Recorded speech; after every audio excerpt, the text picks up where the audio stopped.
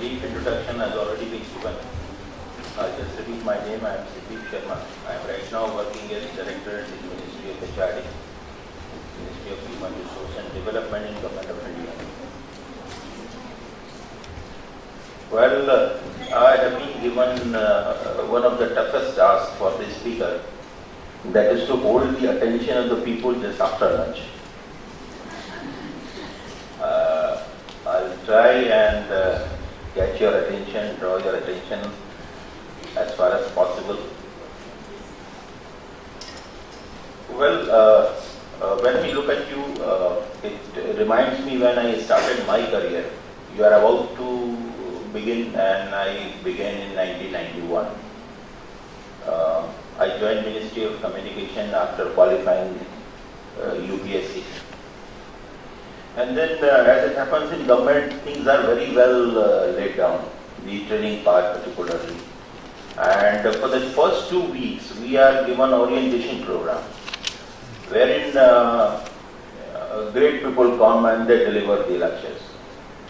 At that point of time, the chairman of the Telecom Commission, that is Telecommunication Commission. Telecommunication Commission is basically the apex body of Ministry of Communication, Department of Communication. It takes all policy decision. That point of time, the chairman was Sen Pitroda. You might have heard the name of the person. A great speaker, great person, great visionary. We were very young like you, and then he came and delivered a lecture to us. And it was fantastic lecture. He was exceptional speaker, and he is still an exceptional speaker. Then he told us one thing very remarkable, which also probably applies to you, though the time of around 25 years has elapsed, 24 years, but I think it's still applicable. He asked us very simple question. How many of you actually thought of what you want to become in life? What are your goals in life? So I actually ask you, how many of you actually thought out what you will be after 10 years, or what you will be after 5 years? Can people raise hands to those who have really thought out what they are going to be? That's very good, very good.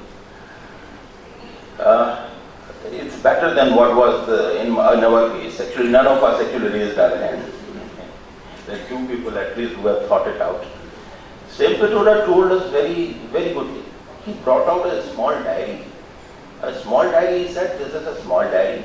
Then he had a medium diary, and then he said, there is another diary that is in my car. He said, the small diary contains plan for 1 year. What I intend to do in 1 year. The medium diary, he has actually jotted down what he wanted to do for next 5 years. And he said, I had a plan for 10 years also. If we cannot prepare, or if we cannot plan for 10 years, maybe not 5 years, but at least for 1 year we can prepare our plan. What I feel, the difference between you, me, or what separates me and you is basically nothing, except probably the experience and the exposure which I gained over a period of time. I had been fortunate to be in some of the best institutions of the country. I've been to IIT Delhi, I've been to IIT Roorkee, I've been to MBI Gurgaon. Apart from the academic values that these institutions imparted, I believe the exposure which I had over there was far more valuable, and that gave me a lot of input to me and many my colleagues, and that made our personality better, well-rounded. So exposure is very, very important. So when you enter into any company or any organization or any academic institution you are studying in, you try to absorb as many good things, as many things as possible, because the exposure, the interaction with the people, you learn a lot of things from the people. So first thing what I learned over a period of time is the people are very, very important. So when you join the company, there will be people below you, which we call subordinate. There will be people above you, which you call superiors. So you will be learning both from your subordinates and should be learning both from, also from your superiors. Never think for a moment that your subordinate cannot teach you. Your subordinates are very valuable source of information. They are great source of learning. Some of the things which I learned over a period of time, and those things actually helped me a lot later on, I learned from my subordinates. So try and value them. Never ever think that your subordinate is subordinate to you, therefore they cannot tell you something. Be receptive to them. Generally it happens. We become very nice to our bosses and we become mean to our subordinates. We sometimes actually bully them, sometimes we scold them, sometimes we think we are better than them. But this is not the case. Remember, team is very, very important. Whatever you are going to achieve in your life, it will be because of the team working for you. Nobody can be successful without the team. Therefore, prop up the team, support the team, learn from them and try to teach them. They may not be knowing something which you may be knowing. Over a period of time you will be gaining the experience. Then sometime it may happen as you are fresh joining the company, there will be subordinate who will be joining under you, he will be fresh. Try and prop up him for her. Over a period of time he will become an asset for you. Therefore, the team is extremely important. Never ever underestimate your team. If team is not there, you cannot perform. Your superior may be very good. Your superior may be very knowledgeable. But remember one thing. Interaction with the superior has certain boundaries. So therefore, after a point of time, you cannot actually always go to your superior and ask for the things. And superior will actually be bothered about the output. So the output will only come when you produce the output. And production of output will require the people under you performing for you. Remember one thing, it is very easy actually, the easiest way of getting work done is you call your subordinate, give him target. If he achieves, fine. If he doesn't achieve, you fire him. So this is the easiest way. But there is another way. Though it takes time, but it helps to find out what are the root cause, why he is not performing. Remember, out of my experience, I am telling you, please note down, 80-85% people are willing to work. And out of these 80-85% people, there will be 40-50% people who will keep on performing, whether you fire them, whatever your behavior. However, 30-35% people are the fence sitters. If you treat them well, they will start working for you. Just take your example. When your teacher says something bad, you feel demoralized. If he keeps on rebuking you, you actually stop learning that particular thing. You stop improving yourself. This applies to everybody. Therefore, your subordinate, if you keep on propping him, if you try, it may take time. It may take some time, longer time. However, later on you'll find that they become asset for you. Therefore, never ever underestimate your subordinates. Look at your temperament. These are the small things which I am telling you. When you enter in the company, look at your temperament. How temperamental are you? Many of us actually become temperamental. The simple reason is, as it happens in today's time, in today's world, time is very precious commodity. The resources are very limited, and this is particularly true in city like Delhi, where you have a paucity of time, you have resource rich. Therefore, because of this, because of not getting things done, you become temperamental. You become irritative, you become angry with the people. Many of you might be getting angry with your parents. Many of you might be getting angry with your friends. For a good leader, temperament is the key. You should not be temperamental. See, if you want to show your anger, it's not necessary to raise your voice. It's not necessary to misbehave with others. You can still convey your message. I have seen some of my bosses, they were very effective bosses. And they were the people who never ever used to scold us. But whenever things are such that they have to tell us that this is not the way to work, they used to tell us very calm-headedly. And we used to get it. You might have noticed one thing. Somebody who keeps on scolding, if he scolds you, doesn't pay much of attention to them. Somebody who treats you well, but one day if he tells you that you are not doing well, you start thinking why he's saying so. Therefore, the temperament is very, very important. Again, this temperament I am linking with your growth of the subordinate. If you want to be a good leader, learn to control your temperament. So this is very, very important. Now, another thing which matters is, over period of time, learning is very important. When you started your course, you were a different individual. You were a different human being. Now, over a period of time, you have learned few things, and the learning doesn't mean academic learning. As I told you the exposure in the beginning, the learning is basically interacting with your friends. You go with them, you go and see movies, you roam around, you observe a lot of people, and you read the books. So over a period of time, your learning is taking place. And that learning is making you a different person each day. It is only after few years we actually realize that, see what I was and what I am. However, it happens that learning makes you a different person each day. You are a different person each day, after a month, after 6 months, after 1 year. So now if learning is changing you, then learning is of paramount importance. It has got value, that means. And what are you learning makes a lot of difference. So when you enter the corporate world, remember one thing. The learning and getting yourself trained, learning new skills, learning new traits, learning new personalities orders, these are the things we should focus on. So learning is important, very, very important. One thing I remember when we started actually, and somebody told us, for the first 5 years of your career, you work for your reputation, you take care of your reputation. And after 5 years, your reputation will take care of you. And this is so true. It is also said your reputation travels faster than you. Whenever you are fresh people.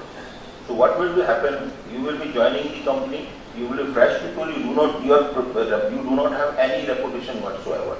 In the beginning, you are making the reputation. People have expectations. After few months, few years, you will have reputation. So whenever you will be joining another department or another organization or another corporate world, they will come to know about you before you reach there. Therefore, reputation is very, very important. Now, this reputation is linked with your learning skills. It's also linked with your behavior. It's also linked with your temperament. It's also linked how you supported your people, how you propped up your people. See, I'm again coming back to this. If you prop up your people, if you grow your people, you have team, you have learned over a period of time, you have good exposure, then definitely remember, these are the means and the output will be the outcomes. I mean the achievements which you have done in the previous company or the previous organization. So your reputation will precede you wherever you will be joining. Therefore, be very, very clear about this. And the reputation also involves a lot of other facets, not the learning. The other facets are, how transparent are you in your working? How honest are you in your working? So this is another important thing. Make yourself a learned person, but at the same time, do not compromise with your image. Do not compromise with the values of transparency, honesty, and diligence. These are the things which serve you long time. Remember, it is easy to achieve results in short term by doing hanky-panky. You can adopt any path. You may become smart. You can try to be smarter and can achieve some results. But remember one thing, this can be achieved for a short span of time. You cannot fool all the people all the time. You can fool all the people for some time. Maybe some people for all the time, but you cannot fool all the people all the time. Therefore, if you are not doing well, so far the values are concerned, people will definitely see through it that this person is not up to the mark, it's not sincere, It's not honest. He's not honest. Remember, if you want to have a subordinate, you will also like to have a subordinate which is honest, who is honest. So, it's the case with your bosses. They too would like to have people who are honest. Therefore, do not compromise in the honesty. In the corporate world, you will have many situations. It's not in the corporate world, but also in the government. When there will be a lot of pressure on you to do something which is not correct, may not be according to the procedure, may not be according to the rules, may not be according to your conscience. There you should have courage to say no under those circumstances. It may appear the price for the same is very high, but it will not be the case. If you say no, the price will be minuscule. If you try to manipulate the people, if you try to manipulate their achievements and the results, it will be known. And once you succumb to the pressure of your superior, say some superior says do something which is not necessary, which is actually beyond the rules. If you succumb to the temptation, if you succumb to the pressure of your superior, remember this will not be the first time. You will be labeled as a person who can actually buckle under the pressure. I have seen people in the organization. In government, what happens is in government the working is slightly different. Our jobs are pretty secure. Removing a government servant is difficult. But what happens in government also? If you do not obey in some of the cases, I have seen that people are transferred from one city to another city. People have been dumped to a post which is of not much importance. So this may happen in government and in private. You may have a problem of losing the job as well. See, this is a call which you have to individually take. Never ever buckle under the pressure. I'm again repeating. See, these are the small things which will tell your boss what kind of person are you. If you say yes once, it will not be the once. It will keep on coming. It will be, if once you say no, I do not want to do this, he will also understand he is the person who will not be obeying me so far these things are concerned. Next time he will not be putting the pressure. So therefore, I am not undermining your output. You have to be hardworking. You simply cannot be saying that I do not want to work, but I am an honest person. This will not work. You should be very hardworking, diligent, intelligent, and very learned. However, these are the traits which should also be accompanying with you. Therefore, learn well, keep track of your reputation. Now, most of us, when we start in the corporate world, want to be leader. We basically want to be this person. I want to be, say, probably the vice president one day. We want to be the president, probably a managing director, CEO, a chief financial officer. You want to be a leader. But remember, when you begin in the organization, leadership is not a post. Leadership is not a position, it is an attitude. Leadership is an attitude, remember this thing. For showing leadership quality, you do not have to be the top person to show your leadership quality. It is a very well-known quote in the corporate world. Somebody who acts like a boss deserves to be a boss. Therefore, the meaning of this is very simple. See, there will be many problems which may be coming to you. One is to solve yourself as much as possible. Other is to go to the boss and tell, so sir, this is the problem. So if you keep on going to the boss, one thing, you remember one thing, it doesn't give very good impression. So what is to be learnt over here is, you try to behave as a boss. You try to minimize the problem. You try to minimize the number of problems which you may be bringing to your boss. You may be taking to your boss. So behave like a boss yourself. Once you start taking responsibility, that gives you another facet to your personality. People in the organization and bosses particularly will start learning and understanding that this is the person who takes a lot of responsibility. And if you take the responsibility, you will also be rising faster than many other people. Therefore, learn to behave like a boss. Only take those problems which you think should be taken to the boss because it is beyond your capacity. So remember this very importantly. And as I told you earlier, the character is something which you should never compromise. Be firm in dealing, say no to something which you do not like, establish your character. I will tell you one very important anecdote which I heard. There was a senior IAS officer lady who retired from the post of Chief Secretary, Government of Delhi. In government, what happens is basically we have to take a lot of decisions. I, for one, actually releases plan fund to the tune of 10,000 crores in a year. In government, you take a lot of big decisions.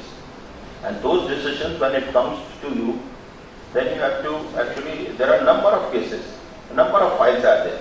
You cannot actually go into each and every file diligently. Sometimes you have to actually look at the important notings and then you have to decide. So this interview was going on with the Chief Secretary Delhi. She retired a few years back. And an interviewer asked one question. Interviewer asked the question, "Ma'am, you have been signing so many files. Are you able to see all the files?" Then she said, "I normally see most of the files. However, there are few files which I cannot actually go into because of the paucity of time." Then the next thing he asked, "But ma'am, is it not a dangerous thing if you keep on signing, if you are still signing a few files and it later on turns out to be sensitive, if you might have taken some wrong decision, then what would happen?" Then she said very remarkable things. She said in 95% of the cases it never happens that I will be committing the mistake because my intentions are different. See, the honesty, if you have honesty of purpose, your intentions would be different. If you do not have honesty of purpose, your intention will be different and you will be committing the mistake. This is the basic difference. Then he said, even if in 5% cases, if some case comes, see in government, the way is basically there is a vigilance, CVC, Central Vigilance Commission or CBI is there who will be investigating. You might be hearing so many CBI cases which is appearing in newspaper. And there is audit also. So these are the two basic things which government servant actually fear. Then his interviewer said, "Suppose ma'am, if it goes to CVC or CBI, then what would happen?" Then she said very remarkable thing. She said, "In those cases, people know me. My reputation is known to everybody that I am an honest officer. And if I am an honest officer, if investigation will take place, it will definitely be treated differently." And this is the truth. I tell you from my own experience. I worked as Chief Vigilance Officer of Bharat Sanchar Nigam Limited, BSNL. BSNL is a very big organization. It comprises 3 lakh of employees. It's spread all across the country. It has 45,000 telephone exchanges, rural and urban. And very big company.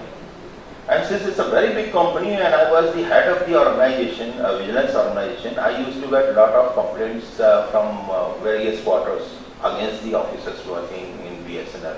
Some of the complaints were actually against the people who were very honest. And again I am telling you, your reputation precedes you. So whenever I used to get complaint against the people who are honest, my thinking in those cases were different. Then in the cases where dishonest people were implicated or accused. Therefore, I'm again going back to my basic thing. So therefore, your reputation does count. You may be committing some mistakes in your life.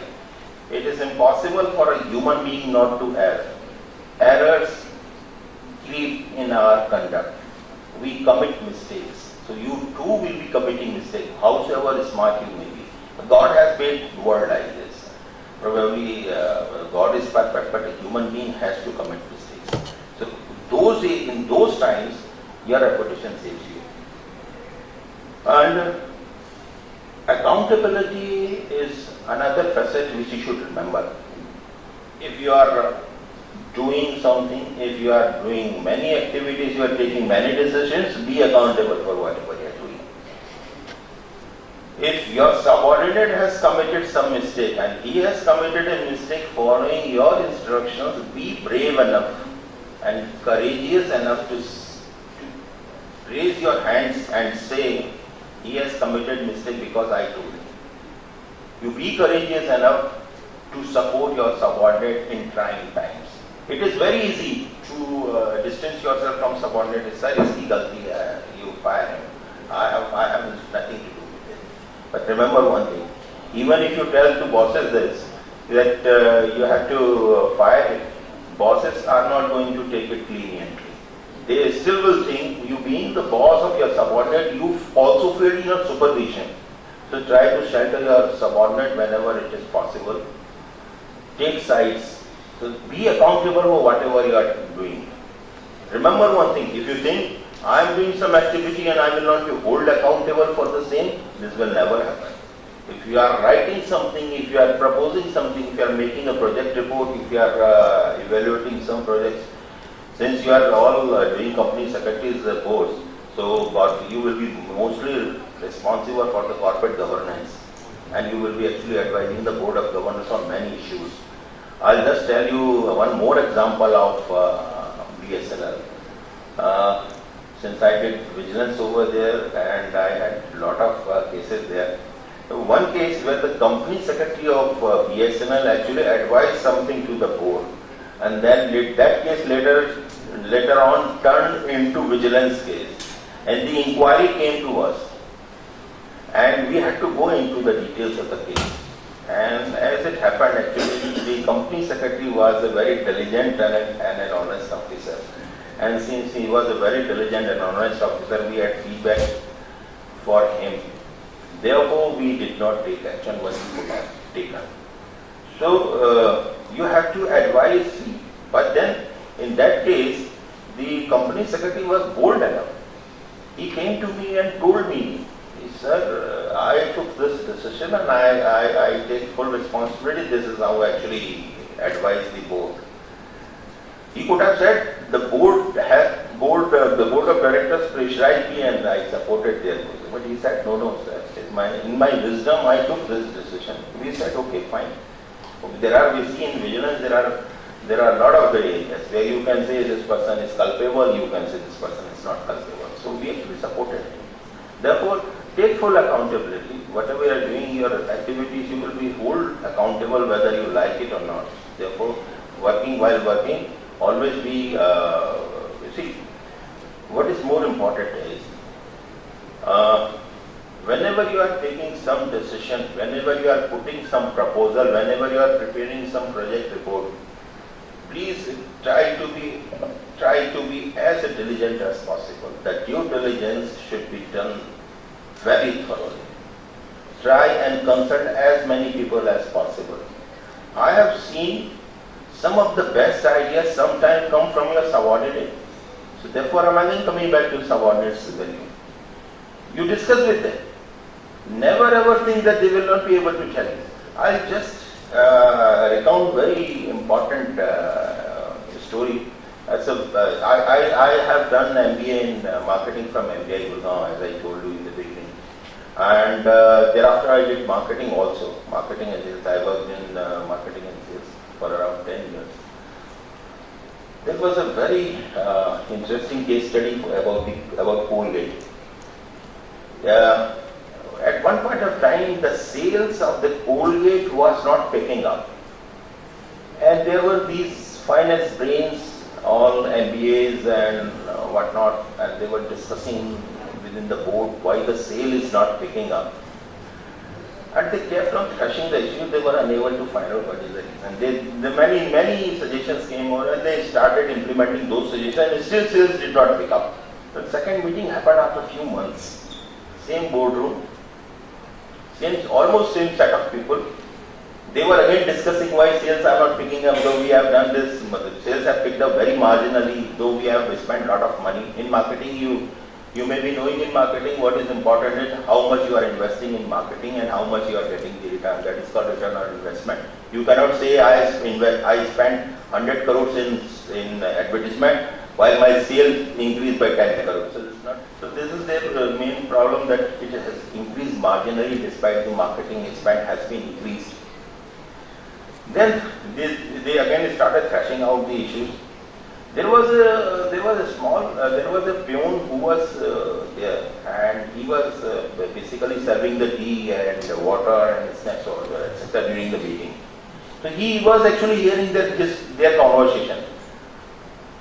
At one point of time, after a lot of discussion had taken place, that peon, that particular person, stood up and said, "Sir, I'll tell you one thing." उन्होंने कहा, क्या बताओ, क्या कहना चाहते हो? उसने कहा, सर मेरे हिसाब से जो आप ट्यूब बनाते हैं उसका होल थोड़ा सा बड़ा कर दीजिए, हर बार ट्यूब थोड़े में से जो है पेस्ट ज्यादा आएगा तो सर ज्यादा यूज हो जाएगा. See, this is small thing which actually immediately clicked to everybody, and Colgate actually did this. And once Colgate did it, their sales increased manifold. So the good idea may come from anybody. So therefore, whenever you are preparing the report, whenever you are doing something new and noting on some important issues, some tricky issue will be there. You will be handling a lot of corporate governance issues, a lot of regulatory issues will be there. So look at whatever the best you can put it and discuss it with your people around you. So this is what I am thinking. So they may tell you, no, you do this thing. This I have learned over a period of time. When I was young, I never used to do this. After a few years, when I started doing my bosses used to do this, and I was actually at that point of time I was slightly arrogant. Oh, why should I discuss this so many? I know I'm doing well. Why should I discuss this proposal? Is fantastic. But then over a period of time, I learned when you start consulting people around you, you actually start getting inputs you might be missing. It is always said, many brains are better than your one brain. So therefore, consultation is very, very important when you go in the corporate world. I have some experience with working with the company secretary, particularly from the vigilance angle. That is why I am telling you the due diligence which you people should put should be very, very thorough. There are a lot of regulations and there are a lot of tricky issues in running the company which you will be handling. So this is it. So these are the major things which actually came to my mind, and I told you. Now, one thing I want to ask all of you, please tell me, what is the one most important thing which you want in your life? Can anybody tell me?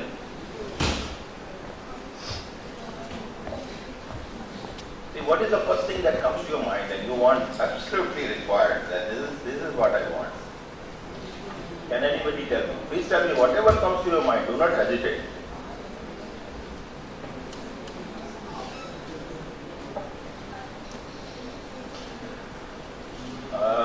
Probably lunch is still working. I'll just, one more attempt. Anybody, what you want in your life? One thing that comes to your mind instantly. Peace, that's very good. Fame, that's very good. Recognition. Financial status, very good. See, these are the things which immediately come to mind. But the lady in the beginning is the closest to the things which we actually want. All of us basically wants happiness. Why you want financial status or recognition or fame? When you are recognized, when you are famed, if you want to earn a lot of money, why you do is because you want to be happy. You feel actually your ego is satisfied that I am very important, and the ego is also coming because you want to be happy. The basis is the happiness. It is the happiness which you want to achieve. See, for me, having probably iPhone 6 is the cause of happiness. For somebody, maybe the MacBook is the cause of the happiness. For somebody, a crore rupee will be a cause of happiness. For somebody, probably working abroad will be the cause of happiness. When you get a result as per your desire, as per your requirement, what is the first thing that happens to you? You become very happy.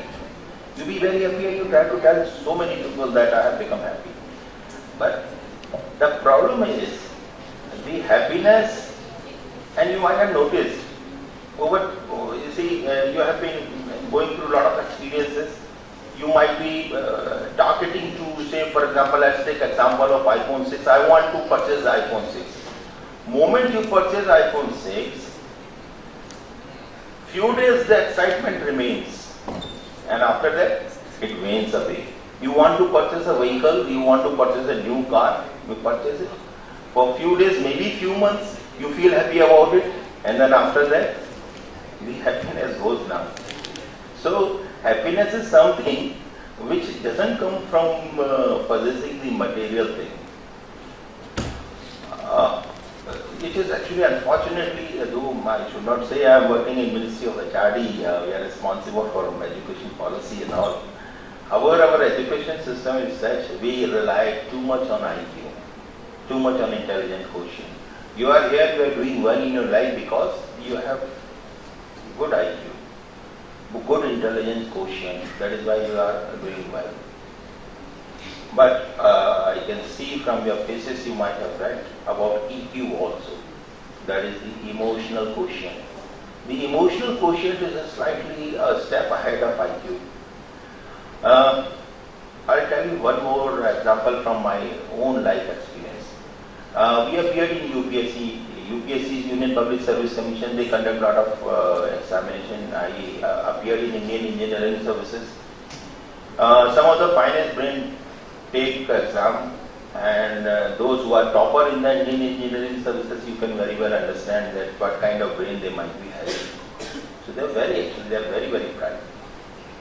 Mostly engineering services people are coming from IIT and IITs, good engineering colleges. What I have seen over in our government system we call batches. So for example, I am 90 batch officer. After 90, there will be another next year. Some people will be recruited by the government. They will be called 91 batch, 92 batch, 93 batch.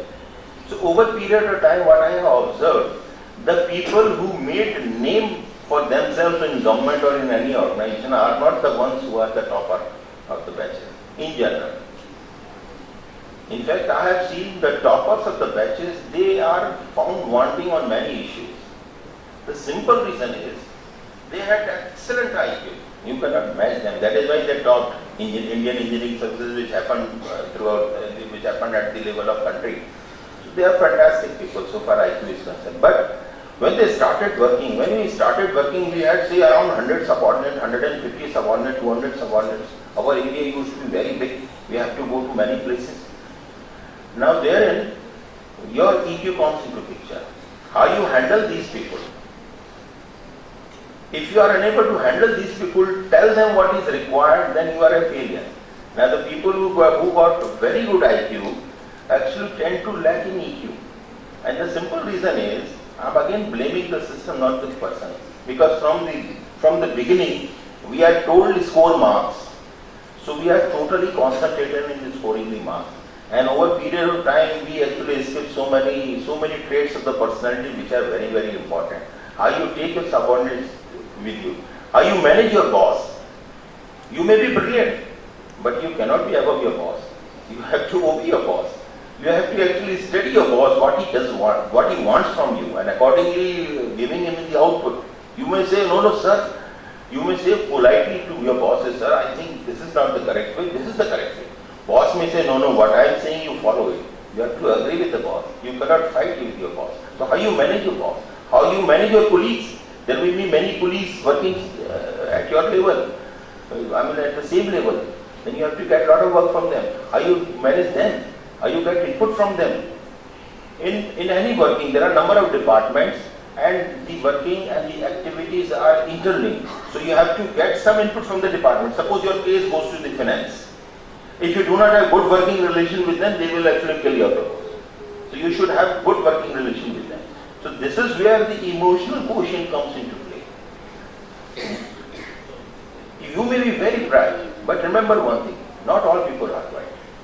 Say your peon is there, but remember, peon has got its own value.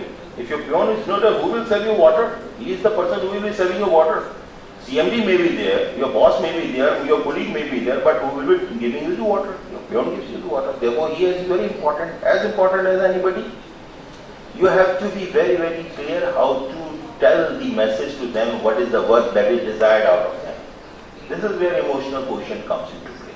So remember, when you go into the corporate world, you still aspire and achieve the brilliance in your skills. No stopping that. But remember, people around you are different than you. You should actually understand what they want, how they behave, and according to their behavioral pattern, try and get the output out of them. This is where emotional quotient comes. So remember, interaction, and I have seen the people from the bigger families. Right now, actually, you belong to a generation where normally parents have 2 children. Some of them have 1 child only. And during our period, family used to be big. So I have seen people coming from the bigger family, they had better emotional quotient because they learned among themselves how to actually, the word you say is street smart. The street smarts are the people who have got better EQ. So never ever underestimate that also. So not only focus on studies, but try to be interactive with the people. Try to learn how to maintain interpersonal relation with the people. So emotional quotient is very, very important. IQ has brought you to this far. IQ will also be helping you in future, but EQ will definitely help you.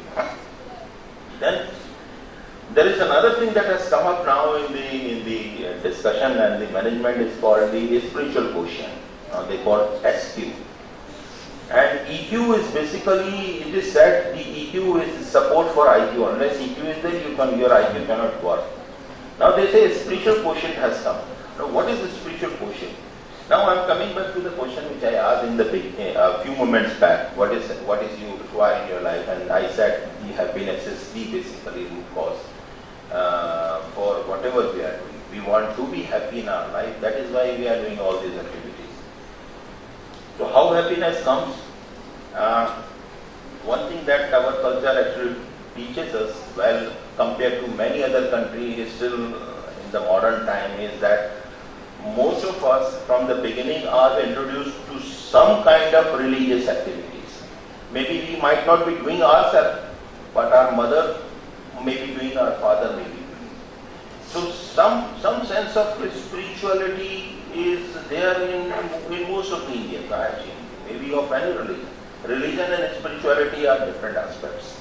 You may be spiritually, may not be religious, you may not be going to temples, but you may be helping a lot of people. You may be helping a blind person to catch a train. So that is a spiritual activity.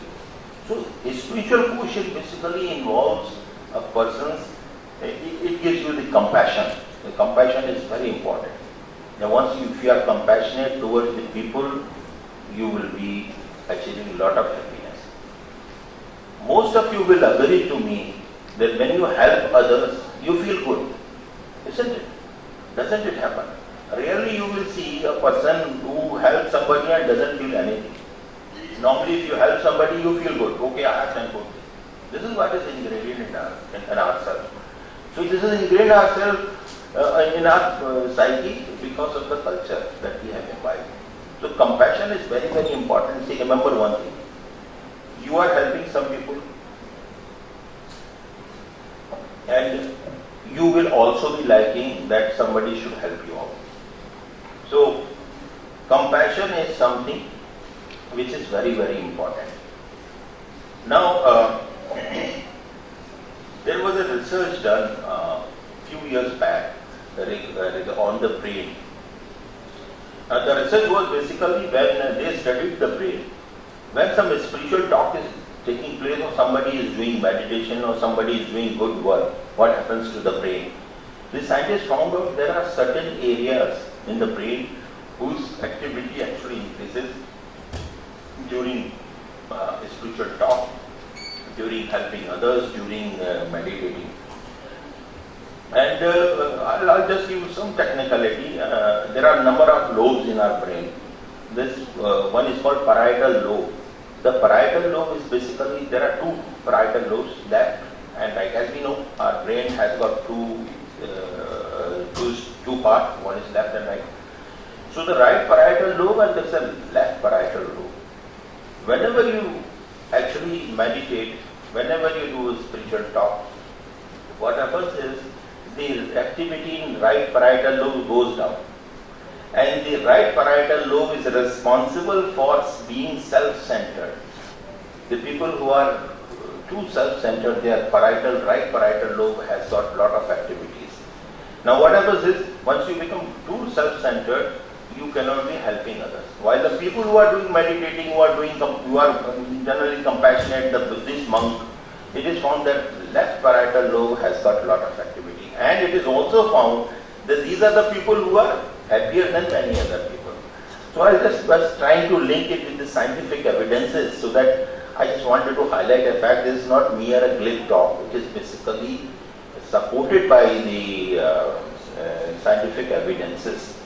Therefore, the spiritual quotient is something which I again would like to tell you is very, very important. It is the best thing because it gives you compassion. It gives you a sense of helping others. And remember one thing, the creativity, the best creative people are those who has got their spiritual quotient in place. The creativity and innovations actually are the functions which actually emanate from that part of the brain which is responsible for your spiritual activities. Now, if you leave aside the spiritual activities, I'll just focus one aspect, that is compassion. If you are compassionate with others, you feel happy. The happiness comes from the compassion.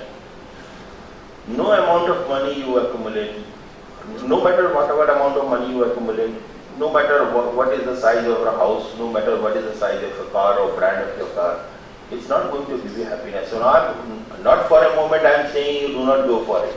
Remember one thing, everything is required to be happy in life. You have to accumulate material, there is no doubt about it. But accumulating material should not be your focus. It should not be the root cause of working hard. See, over a period of time you accumulate the skills, you accumulate your reputation. If you announce your accountability, people say this is the person who has got excellent skill set. He is the person who has been working very well. He is the person who knows the regulations in the companies. He is the person who knows how the corporate governance actually works.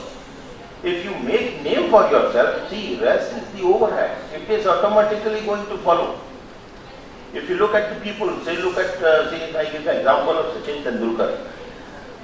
Sachin Tendulkar never played cricket for the money. It is actually the byproduct that he was an excellent batsman, therefore the money followed him.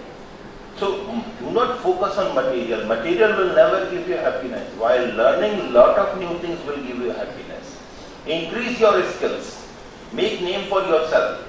You should be named by yourself, and you can be that within 5 years. I am telling you, 5 years is a period wherein you can actually make mark for yourself in the industry. People will say, this is the person who is excellent, hire him immediately. Whatever money he wants, give him. See, the money, fame, and everything will follow. So, focus on learning. This is a primary purpose. Be helpful, be compassionate. So, these are the values. Inculcate the values which our Indian system has given us. Even in this cutthroat competition, people may be thinking that even in the cutthroat competition, when people are thinking about themselves only, do these values work? I am telling you, out of my own experience, these values work, and they work long time. I'll again highlight one thing. If you are working well, you are working hard. Maybe in short term you may not be gaining, but in long term you will be known for your skills, you will be known for your knowledge, you will be known for your character, and you will be known as a person who is honest, intelligent, and excellent achiever. So the achievement will follow. If you learn things, achievement will follow. If achievement follows, then money and material success will follow. And as you will grow in your life, you will learn whatever I am saying. Today I am saying, probably after a few years you will again realize that these are the things which are really important. But please do not commit mistake of aiming for money. Please do not commit mistake for accumulating material. Do not aim for a bigger room. Do not aim for better offices. This will follow. You will be going, see, another thing which I like about you young people has got a lot of energy. You can do wonders, I tell you. The only thing is the focus has to be proper. So keep your focus proper, and again repeating the same thing. The learning, the reputation, the accountability, the transparency, the compassion for the people, these are the things which will go a long way. I think I have almost completed, and